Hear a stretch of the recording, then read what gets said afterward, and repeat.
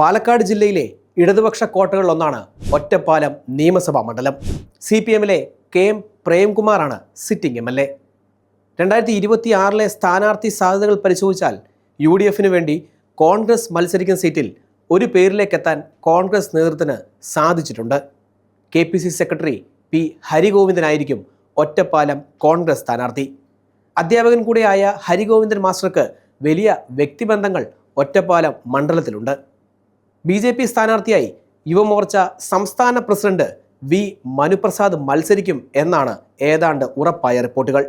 ഇനി LDF സാധ്യതകൾ പരിശോധിച്ചാൽ 2 പേരുകൾ CPM പരിഗണിക്കുന്നു. കോൺഗ്രസ് വിട്ട് CPM-ലെത്തിയ P. Sarin, sitting MLA K. Premkumar എന്നിവരെയാണ് പരിഗണിക്കുന്നത്. P. സരിനെ ഒറ്റപ്പാലത്ത് മത്സരിപ്പിക്കാൻ ജില്ലാ സംസ്ഥാന നേതൃത്വങ്ങൾക്ക് താൽപ്പര്യമുണ്ട്. എന്നാൽ ഒരു തവണ മാത്രം മത്സരിച്ച യുവനേതാവ് കൂടിയായ സിറ്റിംഗ് MLA K. പ്രേംകുമാറിനെ തഴഞ്ഞാൽ അത് വലിയ വിവാദങ്ങൾക്ക് മണ്ഡലത്തിൽ വഴിവെക്കും. അതിനാൽ ഒറ്റപ്പാലം സ്ഥാനാർത്ഥി നിർണയം LDF-ന് അത്ര എളുപ്പമാകില്ല.